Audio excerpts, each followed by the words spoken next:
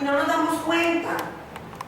Y el fuego de Dios va a quemar esas ataduras. Amén. Estamos en los 50 días de fuego y ese fuego ya está cayendo. Amén. Ya está cayendo.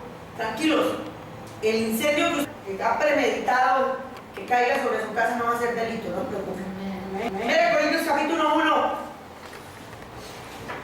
versículos 18 al 21, amén. Porque la palabra de la cruz es locura a los que se pierden, pero a los que se salvan, esto es a nosotros, es poder de Dios. Pues está escrito: destruiré la sabiduría de los sabios y desecharé el entendimiento de los entendidos. ¿Dónde está el sabio? ¿Dónde está el escriba? ¿Dónde está el disputador de este siglo? ¿No ha enloquecido Dios la sabiduría del mundo? Pues ya que en la sabiduría de Dios el mundo no conoció a Dios, mediante la sabiduría agradó a Dios salvar a los creyentes por la locura de la predicación. Amén, amén. Hace 8 días les decía que yo he tenido que predicarle al sofá. Me pudieron haber visto. Invitaba gente a mi casa. ¿Para qué? Miren mis hermanos, yo estoy segura de por qué este ministerio no es un club social. Porque yo jamás he invitado gente a comer. Por eso me dañaron muchísimo los talleres del maestro con eso. Se metió un espíritu de competencia.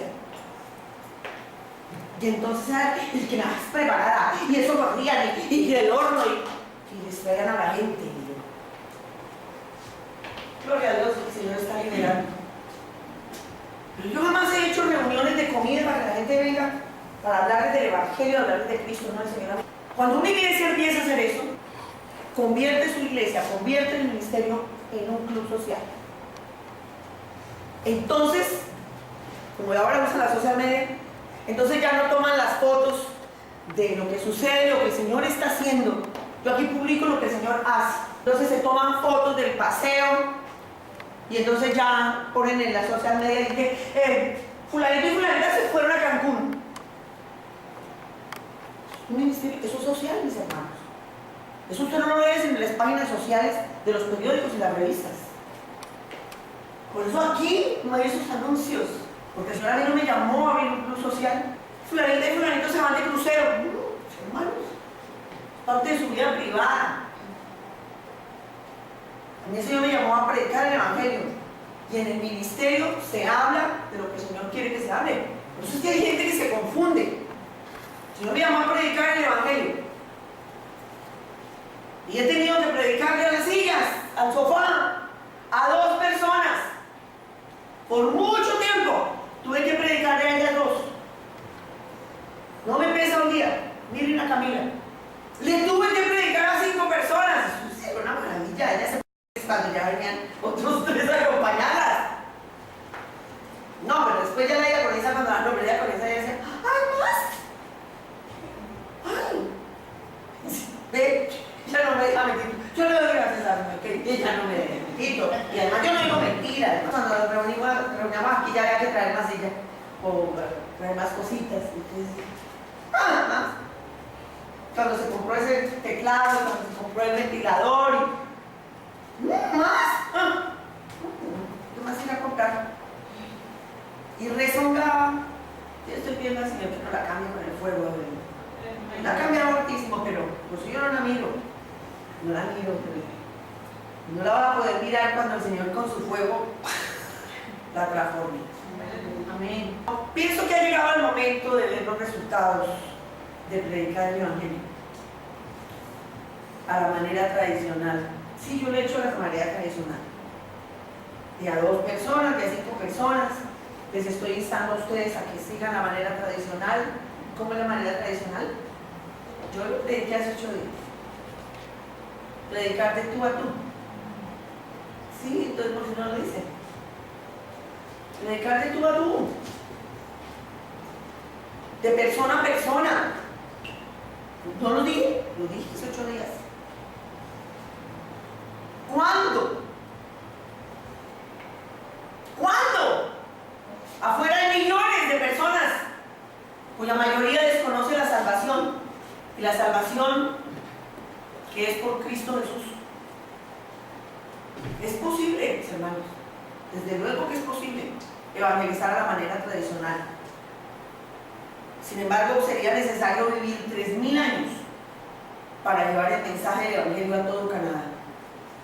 Por eso necesitamos un avivamiento, mis hermanos. Espero que esta escasa congregación no se desaliente, pues sabemos que un avivamiento puede llegar y ahorrarnos mucho trabajo y que Dios dirigirá la batalla. Esta esperanza me hace esperar pacientemente y me mantiene soñando despierta, pues aún antepasados espirituales han creído con incuestionable fe. Mis hermanos, un evangelio que no se predica es muerto. Dígale al del lado, un evangelio que no se predica es muerto. Un evangelio que no se predica es muerto. Sí, mis hermanos. El evangelio no trae buenas nuevas si nadie lo oye. Lo que usted tiene frente a usted todos los días, tiene su Biblia todos los días, la tiene al lado de su cama, no sé. Aquí lo que usted encuentra son buenas nuevas, buenas noticias. El periódico trae buenas noticias, pero si usted no lo lee, no se entera. Yo soy la encargada de repartir el periódico en el hotel donde trabajo. Y el Señor me dio la enseñanza, claro, no puedo porque no me lo puedo traer. Eso es robo. Y no tengo tiempo de ponerme a operar el periódico, porque yo estoy trabajando, no me pagan por leer el periódico. Por lo tanto, yo lo reparto, lo acomodo en cada piso, veo apenas el titular y eso es todo, de ahí no paso. Y en mi reflexión el Señor me dijo, ¿viste? Si tú no lees el periódico no te enteras de las noticias. Amén. Es igual si usted no lee la Biblia y si usted no predica, no le da buenas nuevas a nadie. Si no se predica, lo que usted está leyendo aquí, las buenas nuevas, dejaría de ser evangelio. Porque en el Nuevo Testamento no se habla de que Dios andaba por ahí haciendo y deshaciendo. Marcos, en el capítulo 16, versículo 20, dice que ellos salieron a anunciar el mensaje por todas partes y el Señor los ayudaba. Dios hacía cuando los discípulos hacían. El libro de los Hechos es eso, Hechos de los Apóstoles. Fue escrito precisamente para dar fe de lo que los apóstoles hacían. Es el libro de los Hechos. Dios hacía todo, les respaldaba lo que ellos hacían. Pues ya que en la sabiduría de Dios, el mundo no conoció a Dios mediante la sabiduría, agradó a Dios salvar a los creyentes por la locura de la predicación. Dios está esperando por nosotros y esto me incluye a mí, de manera que no puedo obviarlo en mi ministerio. Imparto clases de Biblia, discipulado. Imparto clases de crecimiento espiritual, intercesión, guerra espiritual. Publico mensajes en las redes sociales. Es increíble la cantidad de gente. El viernes leí un testimonio. Me encuentro con una mujer que escribe de Colombia, de Bogotá, Colombia. Dice, gloria a Dios. La palabra se cumplió. Un mensaje que una amiga publicó un día, Marta Caldas, sí lo escribió, donde decía que todo nos sería restituido. Me restituyeron todo. Eso fue lo que escribió la mujer. Se llama Adelaida Galindo. Ahí lo puso en su mano. Me dice cuando leí eso, wow, Señor. Hasta por la social media, mis hermanos. Yo por eso no me detengo para poner palabras. Yo procuro cuidarme de lo que publico, porque el Señor me dio esa social media, nos dio para eso, para publicar algo que edifique. Entonces hay que tener cuidado con lo que usted publica. Hace unos días una mujer va publicando y dándole compartir a basura. Una mujer mujer que dirige un grupo de oración en esta ciudad, invita gente a su casa y que la Eucaristía, que el padrecito, y copia, que da a compartir a una noticia basura, porque es basura, no son noticias. Ay, gloria a Dios, yo sí sabía que él volvería al Padre. Escribe la mujer. Y el titular: Jesús Adrián Romero se vuelve católico. Mi hermano, mi hermana, le quiero decir, aquel que viene a Cristo jamás, jamás, jamás regresa de donde estaba. Amén. ¡Nunca! Amén. Si regresa es porque no tenía a Cristo. Pero una persona que le permite a Cristo venir a morar a su vida, jamás vuelve atrás. Solo el perro vuelve al vómito y la puerca lavada a su porqueriza. ¡Aleluya! Hay que tener cuidado con la social media, mi hermano. Yo me he dado cuenta que lo que publico, la palabra del Señor, que es la que no vuelve vacía. ¿Por qué? Porque estoy inmersa en un mar de almas hambrientas de la palabra de Dios. Eso es lo que hay por la social media, mis hermanos. Almas hambrientas por la palabra de Dios. Por otra parte, oro que Canadá sea lavada en la sangre de Cristo. Amén. No podrá haber avivamiento sin una labor evangélica violenta. Dios abre nuestros ojos para ver lo invisible y ver una ola poderosa del Espíritu Santo tomar control aquí y ser testigos de incontables milagros de salvación, sanidad, libertad. Dios ha hecho milagros y maravillas antes, también los podrá hacer ahora. Y con paso agigantado cosecharemos con gozo lo que con lágrimas sembramos. Amén. Dígale al del lado: desata el avivamiento. Desata el avivamiento. Mire, alguien se lo diga a él. Alguien se lo diga a él. Hoy día, mis hermanos, la brujería, el ocultismo y la maldad convierten el evangelio de una arma tan necesaria como una escopeta en la cueva de una serpiente. A medida que más y más personas sean liberadas por la sangre de Cristo, más inquieto anduviera el diablo. Inquiétenlo. No hacemos nada con un cristianismo frío y eventual. No son tiempos de estar ociosos. Es hora, cuando las naciones necesitan el mensaje ardiente de la cruz. No más navegar de profecía en profecía. Hay que marchar de cumplimiento en cumplimiento, de gloria en gloria. Abrigo en mi corazón la promesa de que un día veré miles, multitudes. Porque el Señor dio la visión. Yo estaría frente a multitudes de vidas rendidos a los pies de Jesús. Amén. Como dice Isaías 53:11, se cumplirá la palabra. Verá el fruto de la aflicción de su alma y quedará satisfecho. No hay necesidad de pensar pobremente. ¿Estaría Dios satisfecho, como dice la palabra, con tan poco? ¿Usted se ha puesto a pensar en eso? Lea de nuevo esa palabra, Isaías 53:11. Verá el fruto de la aflicción de su alma y quedará satisfecho. Se refiere a Jesús.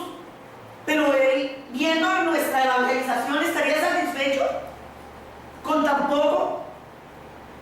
¿Por qué los siervos de Dios han de concebir el plan de Dios como gnomos, pudiendo ser gigantes? ¿Por qué? ¿Por qué no pensamos como gigantes? ¿Por qué nosotros pensamos como gnomos? No, Martica, yo pienso en grande. No, sus vidas muestran que ustedes no piensan en grande. Y este ministerio ha sido perjudicado por el pensamiento de ustedes. Yo pienso en grande, mis hermanos, pero el pensamiento reducido de ustedes detiene el avance del ministerio. Díganle al del lado: provoca inundación. Provoca inundación. Habacuc capítulo 2 versículo 14 dice que la tierra será llena del conocimiento de su gloria, como las aguas cubren la mar. Lo cual ilustra claramente lo que Dios quiere hacer con el mundo, porque no hay bajo el mar lugar alguno que no sea bañado por las aguas del océano. Dios quiere inundar el mundo con el conocimiento de su gloria, Amén. de su poder y de su salvación. Dios no quiere llegar solamente a un país, ciudad o pueblo o familia. Isaías lo describe en el capítulo 6, versículo 3. Toda la tierra será llena de su gloria. Que eso cantaban los serafines en el cielo. Lo viven declarando allá en el cielo los serafines. Toda la tierra será llena de su gloria. Toda la tierra será llena de su gloria. Ay, entonces ¿por qué no vienen los ángeles y predican? No, mis hermanos, ese privilegio nos corresponde a nosotros. Estos últimos tiempos antes de la venida de Cristo deben convertirse en una clausura digna para todos los años del evangelismo y del avivamiento. La consumación de tantos esfuerzos y tantas lágrimas derramadas por los siervos ungidos de Dios. La iglesia no es un crucero, sino un bote salvavidas. No queremos ni necesitamos animadores en este bote. Todos, desde el capitán hasta el cocinero, tienen que estar en cubierta, rescatando vidas. La iglesia cuyo objetivo no sea rescatar a los perdidos está perdida. Está perdida en sí misma. Algunos se excusan diciendo que en las sociedades pluralistas de hoy día, nuestra condición de cristiano no puede asimilar nuestra naturaleza y viceversa. Lo cual es definitivamente una excusa, pues ¿acaso Dios no se había anticipado a esto? Las personas preguntan, ¿cuál es el mensaje de Dios para la iglesia de hoy? ¿Por qué esto es un problema? El mensaje de Dios ha sido el mismo por mucho tiempo.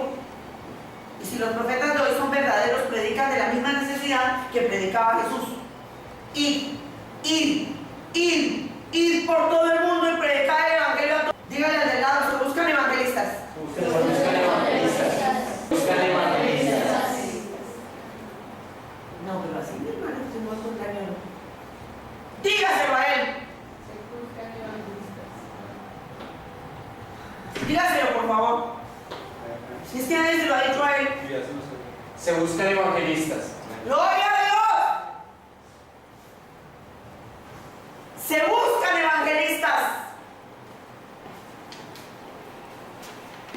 Y en las iglesias hay miles de evangelistas ocupando cargos para los que Dios nunca los ha llamado. Es el momento de que el cuerpo de Cristo se reafirme con arrojo. Aún en nuestros días la mayor preocupación de Dios es la salvación de las almas. Y al ascender a los cielos, Jesús estableció la labor evangélica dentro de la iglesia para todos juntos lograr un supremo objetivo. Por lo cual dice, subiendo a lo alto, llevó cautiva la cautividad y dio dones a los hombres. Y eso de que subió, ¿qué es sino que también había descendido primero a las partes más bajas de la tierra? El que descendió es el mismo que también subió por encima de todos los cielos para llenarlo todo. Y él mismo constituyó a unos apóstoles, a otros profetas, a otros evangelistas, a otros pastores y maestros, a fin de perfeccionar a los santos para la obra del ministerio, para la edificación del cuerpo de Cristo, hasta que todos lleguemos a la unidad de la fe y del conocimiento del Hijo de Dios, a un varón perfecto, a la medida de la estatura de la plenitud de Cristo, para que ya no seamos niños fluctuantes, llevados por doquiera de todo viento de doctrina, por estratagema de hombres que para engañar emplean con astucia las artimañas del error, sino que siguiendo la verdad en amor, crezcamos en todo en aquel que es la cabeza, esto es Cristo, de quien todo el cuerpo, bien concertado y unido entre sí, por todas las coyunturas que se ayudan mutuamente, según la actividad propia de cada miembro, recibe su crecimiento para ir edificándose en amor. Sin embargo, el pasado trae malos recuerdos. Cuando Dios abre puertas, entonces algunos líderes cristianos sienten celos por cuidar su patrimonio, como los mineros su comisión. Hoy les digo que es que el pasado trae malos recuerdos. Mi llegada a esta ciudad ha sido terrible. Empezar a cumplir lo que el Señor me dio, el llamado, de predicar el evangelio, terrible. Pastores me han insultado, pastores han predicado contra mí, se hicieron enemigos míos, me mandaban espías, me mandaban gente a sentarse aquí a oírme predicar, a interrumpir las prédicas. Mandados. Un día una persona se paró y me dijo: ¿y usted me puede decir por qué usted no tiene relación con otros pastores de otras iglesias de la ciudad? Hoy le estoy respondiendo.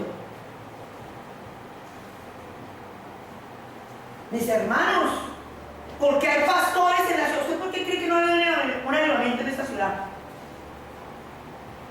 Habiendo tenido un avivamiento tan cerca en Toronto. ¿Por qué se apagó el avivamiento de Toronto? Por los pastores. Porque se creen mineros. Tienen una minita de oro ahí y entonces no me la toquen porque pierdo mi comisión. De eso no nos llamó el Señor, mis hermanos. De manera que con frecuencia las rivalidades retrasan el avivamiento o lo apagan. Mientras hay un fruto sin recoger y un obrero sin labor, y mientras exista fruto sin recoger y un obrero sin trabajar, habrá ciega. Cristo murió para salvar a los perdidos. Y esta enseñanza no es de medios y de métodos, mis hermanos. Lo que les voy a estar predicando todos estos días, no, son principios espirituales. Dios les va a dar los recursos y el ingenio necesarios. Y habrá tantos métodos como Él decida. Amén. Necesitamos experimentar acercamientos más creativos, más que conformarnos con los métodos que no produjeron impacto en el pasado. La gente salía a predicar el evangelio, se paraban en la esquina, repartían las 4 leyes, se llamaban los libritos, y repartían las 4 leyes y las 4 leyes. Esos fueron métodos que usaron. Les sirvió en su momento, pero el estudio de las escrituras podría llamarse fe. En la evangelización es necesaria la efectividad, no una fe torcida. Existen doctrinas que nos instan a dejarlo todo a Dios. Algunos insisten en que el avivamiento es el camino de Dios, pero fallan en la manera de llevar a cabo la gran obra. En cambio, otros piensan que si el mundo debe ser salvo, entonces serán salvos de cualquier manera. Supongamos que estas doctrinas están erradas. ¿Cuán grande es el riesgo que corremos al dejar el eterno destino de las almas a la controvertida interpretación de las Escrituras? Por nuestra parte, no nos atrevamos a ignorar la obra evangelizadora, pues prefiero emplear un método despreciado por los hombres, pero aprobado por Dios, que un método aprobado por los hombres que no da frutos. Pastores canadienses me invitaron al entrenamiento aquí, en un hotel, en un lugar aquí en Puebla. Yo me fui creyendo que era una reunión para esa tarde y era quedarse 2 días. Y él me hizo el favor de llevarme la pijama. Y ella y su exmarido me llevaron. Me dieron el rato. Y yo le decía al Señor: Señor, ¿qué hago aquí? Y antes de bajarme del carro, ella abrió la boca y me dijo: Señor, me da una palabra. Yo no sé, pero tengo que decirse a la pastora. Y dígame. El Señor dice que no se vista la armadura de ningún Saúl. Que no se vista la armadura de ningún Saúl. Yo le dije: gracias, y lo entendí. Entendí lo que el Señor me estaba diciendo. Me bajé, antes arranqué y vámonos. No. Yo me quedé al entrenamiento y estuve con los pastores canadienses. No entendía nada, mis hermanos. Pero tengo la profecía. El Espíritu Santo vino sobre nosotros, estamos orando. Ellos salimos de los escritorios, salimos de las sillas y empezamos a orar. Y aunque no entienda inglés, yo sé que estamos adorando y orando al Señor, por supuesto. Y hubo un momento en que el Espíritu de Dios vino sobre todos. Y todos, absolutamente, estamos orando. Uno levantó su voz y profetizó. Y empezó a profetizar. Y se voltea y profetiza sobre mí. Yo caí al piso. Yo no entendía nada. Además, yo no entendía. Yo me veía allá. Y abrí los ojos y los veía yo gigantes. Y el Espíritu Santo me recordó una palabra que me había dado cuando yo comencé a leer la Biblia. Me decía el Señor que me llevaría a una tierra de gente alta y lengua extraña. Y ahí, cuando yo abrí los ojos, estaba en el piso, los vi tan grandes estos canadienses, tan grandes, estaban hablando en inglés y en lenguas. Y eran grandes. ¿Quiénes conocieron al pastor Tom? Y es alto el pastor Tom, ¿no? Imagínense lo más grande ahí en el piso, más grande lo vi, y a los otros. Eso fue espiritual. Y una de ellas, una pastora, copió todo lo que me decían a mí, todo lo que dijeron. Me dio el papelito, ahí lo tengo, el papelito. Y dice todo lo que el Señor haría conmigo. Y el Señor al final decía, y todo lo hará, y todo se verá, y yo estaré con ella. No estarás sola. Y muchas cosas que no se han cumplido y se habrán cumplido. Amén. No ignoremos la obra evangelizadora. Yo prefiero métodos despreciados por los hombres pero aprobados por Dios, a un método que los hombres que no den frutos. Ellos métodos se reunían para hablar de métodos, cómo iba a hacer. La semana pasada le tuve que arreglar la habitación a un pastor. Me corresponde limpiar de las habitaciones que me tocaba. ¿Por qué supo que era un pastor? Por los libros, por la literatura. Él había venido al congreso. Sí, un congreso que hacen en Cambridge todos los años. No sé en qué lugar. Pero se reúnen pastores canadienses. Eso es solo canadienses. Él venía de British Columbia. Ellos vienen a hablar de métodos. ¿Cómo evangelizar? ¿Cómo hacer? No evangelizar, ¿cómo hacer? ¿Cómo llevar la iglesia? ¿Cómo? Métodos. Métodos. ¿O ustedes ven frutos? ¡Métodos! A eso. Por eso no se ven los frutos. ¿Por qué, Martica, usted no sigue esos métodos? No. Yo no vivo para ser aprobada por los hombres. Yo vivo para compartir la unción de Dios con todos los que estén listos para dar un paso de fe. Amén. Pero usted está soplando con la bandera, mi hermano. Miren, mi hermano, ya no se les va a olvidar. ¿Usted qué está haciendo así? Está soplando la hoguera, hermano. Cuando usted hace esto, está soplando la hoguera. Amén. Amén. Ay, la coriza. Venga, quíteme esa bandera todo el tiempo ahí. El resto que queda. Mi corazón se mueve de un sentir único. Cristo dio con amor y ahínco. Cuando se fue, el Señor con amor dio una orden y le espera que la cumplamos con ahínco, la gran comisión. Y clamo a Dios día y noche para ser más eficientes en ganar nuestras generaciones para Cristo. Amén. Para lo cual un evangelismo con fuego es la única solución. Un evangelismo con fuego es la única solución, mis hermanos. Amén. Se buscan nuevos hombres y mujeres que acepten el reto de llevar el mensaje del Evangelio por un evangelismo basado en el poder del Espíritu Santo. Sin embargo, lo mejor está por llegar, porque no está lejos el día en que el mundo cante himnos de alabanza a nuestro Dios. Amén. Y toda lengua confiese que Jesucristo es el Señor, para gloria de Dios Padre. Mi objetivo, inspirar a otros a convertirse a evangelistas.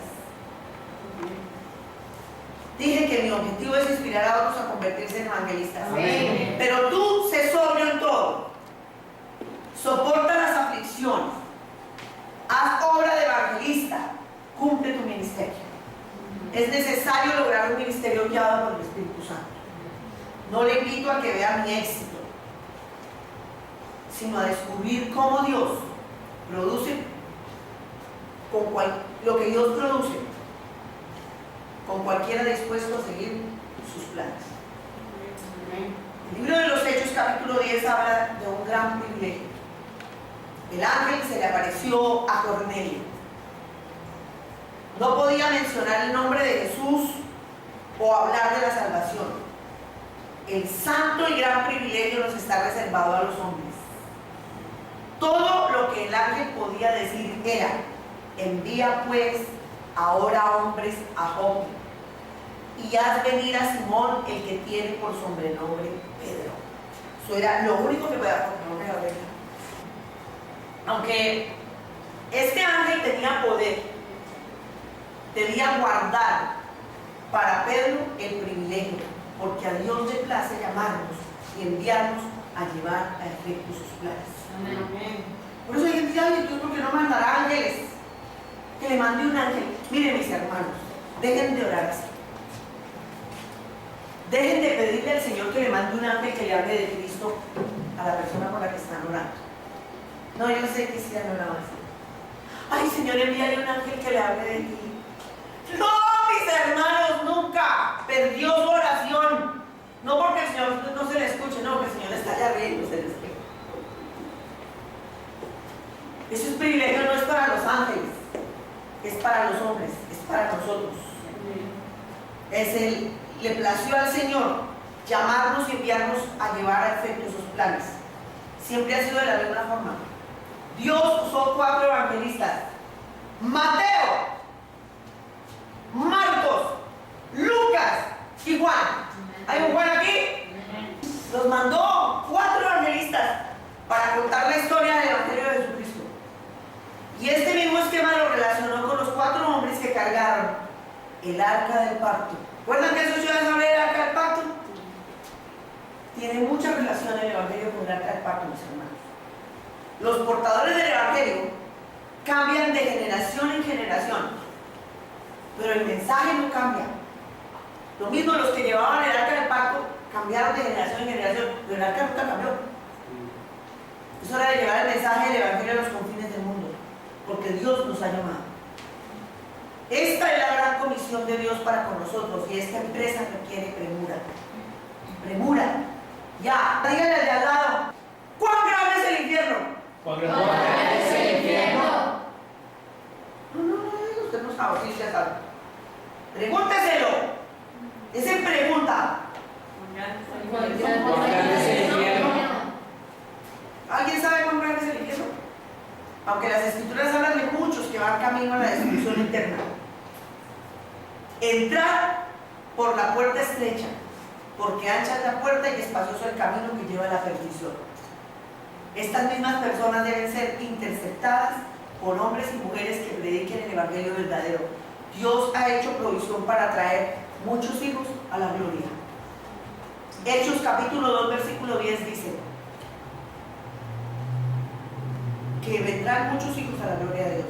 Y bendito sea Dios, que Apocalipsis capítulo 7 versículo 9 dice que habrá un final feliz.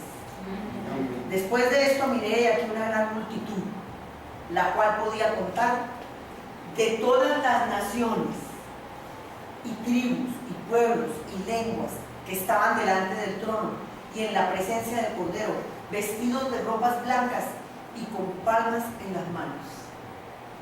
Juan ya los vio. Yo espero en el nombre de Jesús que entre esa multitud estén ustedes y yo. Amén. Jesús nos instruyó para que fuéramos al mundo y hiciéramos discípulos a todas las naciones. Y no existe otro plan alternativo por si el Evangelio falla, porque Dios es perfecto. En nuestros días hay más personas salvadas, sanadas y bautizadas en espíritu que en toda la historia de la humanidad. El ritmo es cada vez mayor, lo cual nos lleva a pensar que Cristo viene pronto. No vamos a lanzarnos a una guerra cuyo resultado desconozcamos. Esta batalla ya la ganó Cristo en la cruz del Calvario. Jesús nos mandó: rogad pues al Señor de la mies que envíe obreros a la mies. Y añadió: id. Este es también su mandato para nosotros hoy. El avivamiento nos es dado por Dios, pero hasta tanto no nos salgamos del camino de desobediencia y nos centremos en el objetivo principal del evangelismo, no conoceremos el avivamiento de Dios. ¿Qué estamos esperando? Salgamos a rescatar a los perdidos.